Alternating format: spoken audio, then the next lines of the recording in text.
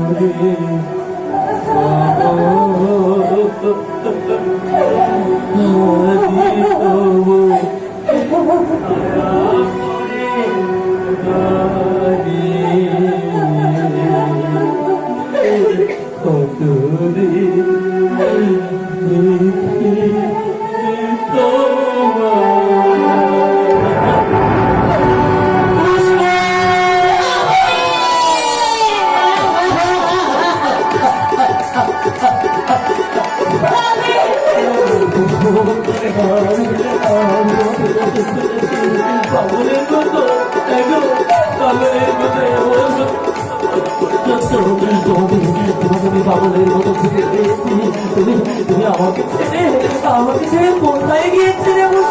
আমি ছিলাম ওই ডাকাতের আশ্রয়ে।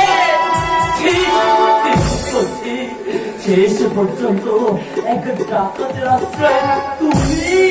স্বামী, মনে কিছু করো না স্বামী, আমি সেই ডাকাতকে দাদা বলে রেখেছি। আর আমাকে আদর যত্ন করেছিল, আমি কোনো পাপ করিনি স্বামী।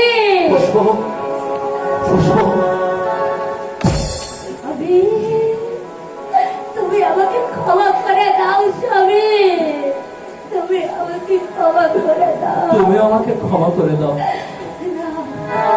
তুমি তো কোনো পাপ করোনি স্বামী। এই ছেলেটিকে পুষ্প, দাদা বল বোন বল, এই ছেলেটিকে।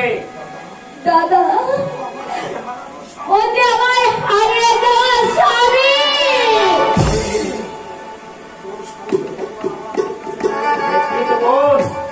তোর স্বামীকে ভগবান আবার তোর কাছে ফিরিয়ে দিয়েছে,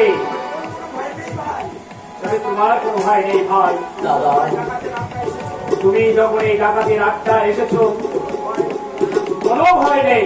দাদা, ওরে পুষ্প, দাদা, আটটায় চল, আমাদের জন্য আবার তোমার করে দিবি, চল। হ্যাঁ দাদা, আমরা দুবাই খেয়ে আবার শিকার করতে যাব। তাই হবে। রান্না করো গিয়ে, আর এখনই স্নান করে আসছি। হ্যাঁ, আমার মনে যে আজ কত আনন্দ হচ্ছে। আজ আমি নিজে হাতে রান্না করে তোমাদের দুজনকে আমি খাইয়ে দেবো দাদা। বেশ, তাই যাও পুষ্প, তাই যাও। হ্যাঁ, আমি তাই যাচ্ছি। দাদা, চলো দাদা। বয়স্য মশাই, একই বয়স্য মশাই,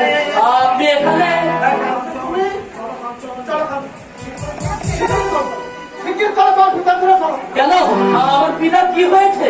তোমার পিতা, তোমার পিতা, তুমি না গেলে তোমার পিতা রক্ষা করতে পারবে না। চলো। পিতাকে রক্ষা করতে পারবো না? কি হয়েছে আমার পিতা? চলো, এক কবে হত্যা করবে। হত্যা করবে? ও দাদা, তোমাকে আমার সঙ্গে যেতে হবে। তুমি না গেলে আমি যে আমার পিতাকে রক্ষা করতে পারবো না দাদা। ওরে কাঞ্চন!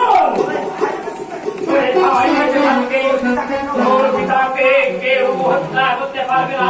তাহলে তোকে আমার জীবন যায় যাবে, তবু তোর পিতাকে চক্র আমি কোনোদিন কাউকে স্পর্শ করতে দেব না। চল ভাই, তাই চলো দাদা, তাই চলো, তাই চলো, তাই চলো।